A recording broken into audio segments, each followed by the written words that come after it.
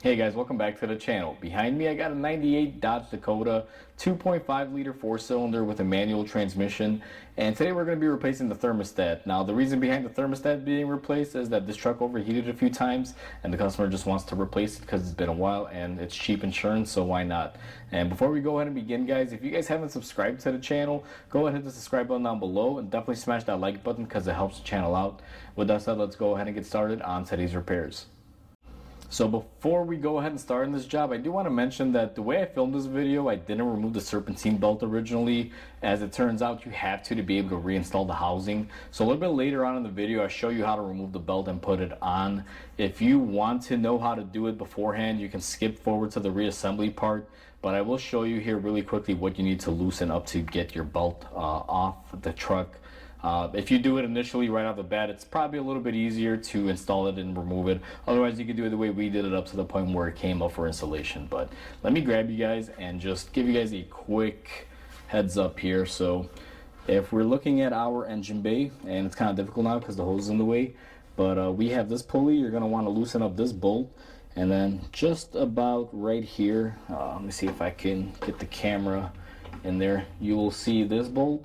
You basically loosen this until this pulley drops all the way down, then you could snag the belt off of there. That's how you do that on the quick note. Otherwise, if you guys want to see it, just like I said, it's in the reinstallation part of it where I covered it because we removed the belt and put it back on. I have you guys zoomed in. Where our upper radiator hose goes into our engine is where our location is going to be for the thermostat. And what I'm going to do is go ahead and remove this 8mm on the clamp. Now this has been replaced before, so you might have a different variation to it. You may have a spring clamp. It'll all vary. Now make sure you got a pan underneath the truck just to make sure. And what we're gonna do is go ahead and pull off our upper radiator hose. Now this may make a mess. I did drain our radiator previously, but as you guys can see, draining the radiator doesn't always necessarily drain out the cooling system. You'll always have a little bit left, especially up here at the little bend. So that's why we have some leftover coolant in there. And the next step that we're going to do is go ahead and disconnect your coolant temperature sensor by pushing in the plug. And we're going to go ahead and set this off to the side here, just tuck it underneath the air box. Now on our engine, we do have a clamp that we need to remove. Now this is an original style clamp. Your upper radiator hose may have a bigger version of this on the hose as well, unlike ours. So we're gonna use our specialty clamp pliers here. Go ahead and lift it up and out of place. And I am almost willing to bet this hose is gonna be frozen on here. So we're gonna take some pliers and just spin it off, just like that. That'll break any stiction, and then what we are able to do is go ahead and remove it.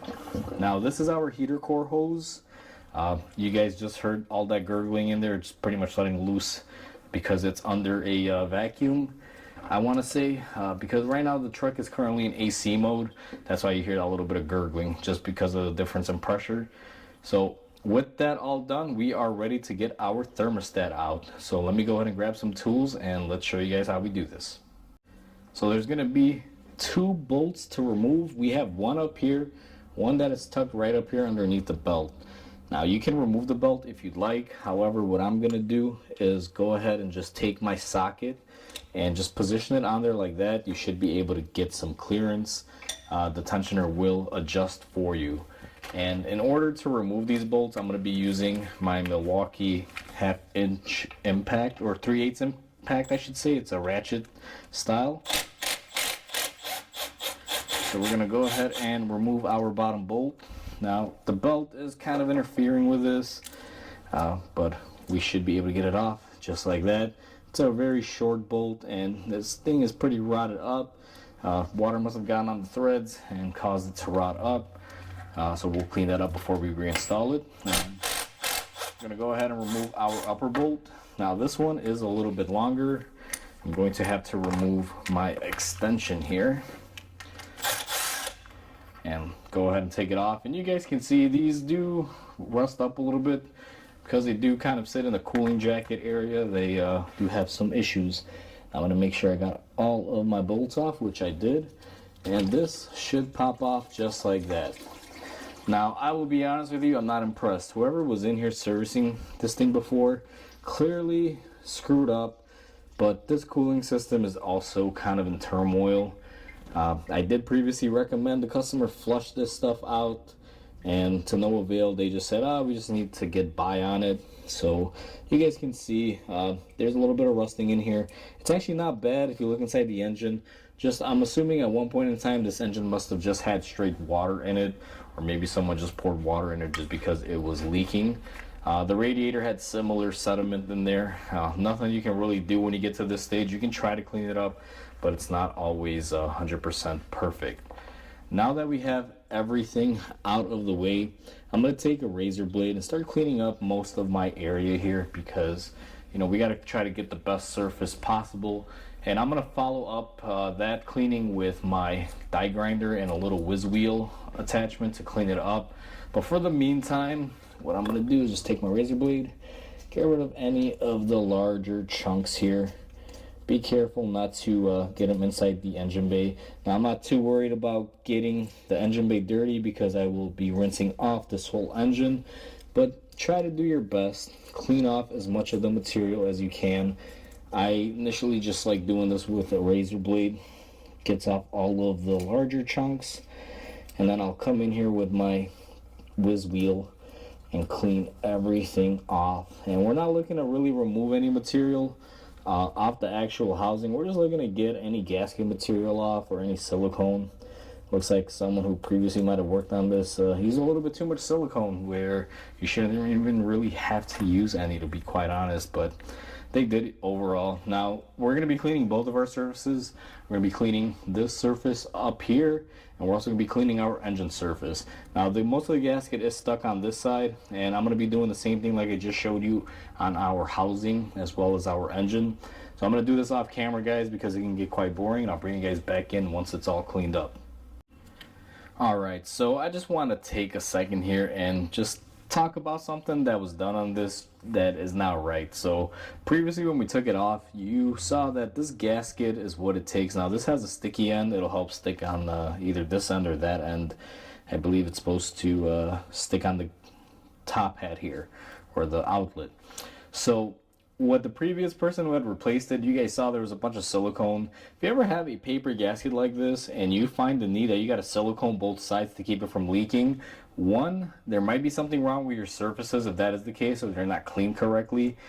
Two, if you just do it out of habit, don't, because it doesn't let the gasket work correctly and you wind up clogging up the thermostat like you saw on this one.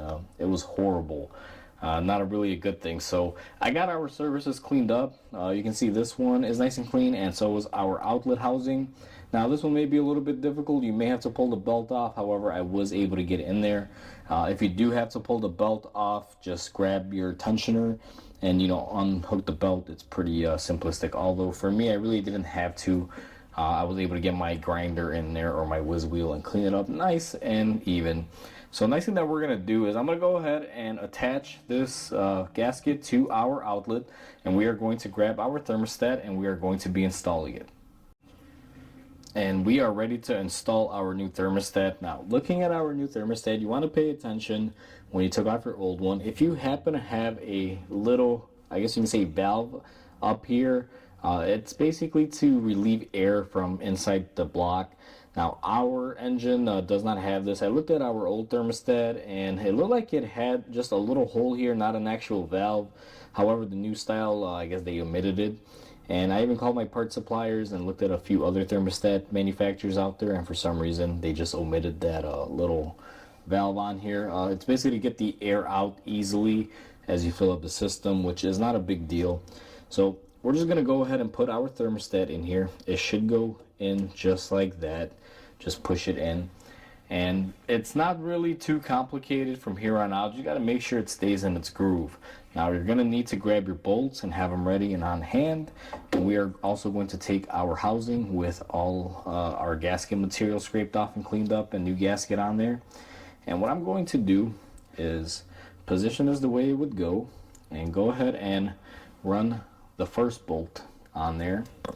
And then what I'm going to do is go ahead and install this into our engine. Now I'm going to keep firm pressure on it until I can get one of these bolts threaded in, mainly because this engine requires the gasket to be overlaid. Now I have to let it go here because I do need to use my socket to be able to spin it on, but I'm going to back it off and make sure I'm still in the correct area, which I am.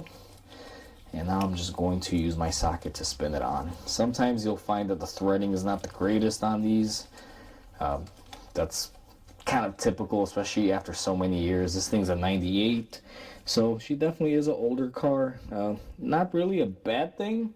It's just, you know, older cars are going to be a little bit different than your typical newer stuff that you work on. So to me, it doesn't make a difference. I work on anything and everything. You just gotta know how to work on certain cars and certain years, because you're definitely not going to want to go willy-nilly on these threads like you would on something that's newer. Now this thing is fighting me a little bit here. Let me go ahead and take off this lower bolt and put it onto my socket so I can get it to go in here easily. Alright, just like that. Now I'm going to leave that there for a second because I am going to need my extension piece here. If you take the belt off, you won't be fighting it like this. I should have technically taken off the belt, but you know, we're just going to fight it here for a second or two. And I believe it is still not threaded in here. Let's see what's going on. Alright, so in order not to damage anything here, we're going to go ahead and just remove the belt. I really didn't want to because this tensioner here, it can give you issues, especially if it hasn't been messed with in a while. But we're going to go ahead and try our luck.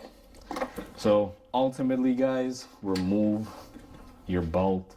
Otherwise, it's not going to install properly. Removing it is not an issue, but I do not want to cross thread the bolt on here, so that's why we're going to have to do this. So you're going to take a 15 millimeter and go ahead and put it in the off position, and first step is going to be loosen this lock nut here.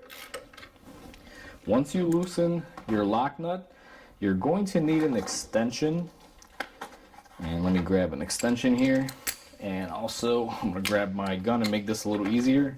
You're going to come up here if you're able to, which I'm not even going to be able to. So let me switch this up here. We're just going to be using a hand ratchet from the looks of it. And we're going to loosen up this bolt right here. And the way this works is when you loosen this screw, it'll take pressure off the belt here, and you should be able to unscrew it. Now, this is a manual style tensioner.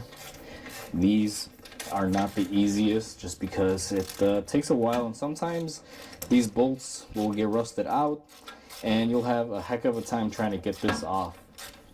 But in this scenario, you know, it's actually not fighting us. So I'm going to see if I can just slide this off of here, but she still needs some more. So what I'm going to do off camera, guys, because it's going to take a lot of turning, I'm going to get this to loosen up to the point where I get my belt off easy.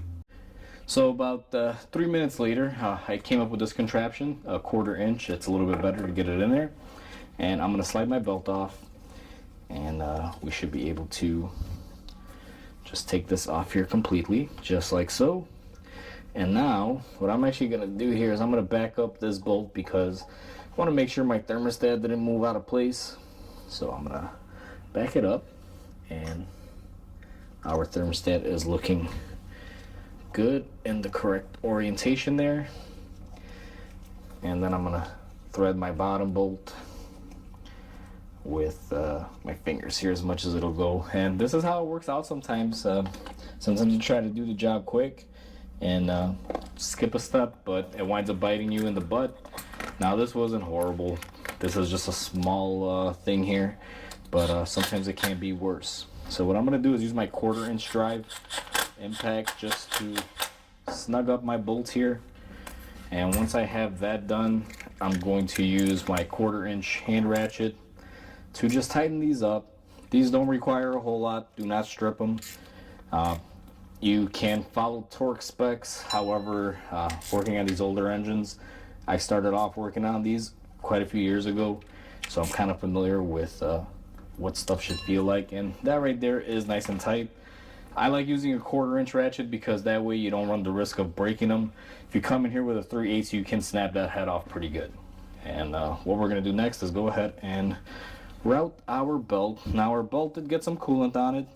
We are going to be cleaning our engine bay. We do not run this engine with coolant all over the belt. That's a big no-no. So before I fill up our system and put it back into service, we definitely will be cleaning this up. And let's put our belt on our crankshaft here. Make sure she is lined up and everything is looking good. What I'm going to do is take my 15mm 1/4 inch here that I used. I'm just going to use this to run it back up just a tiny bit here. And of course now it's not going to work as easily because we had our housing off, so I had a little bit of leverage. So let me get a little angle in here, get a little swivel, see if that'll do the job for us.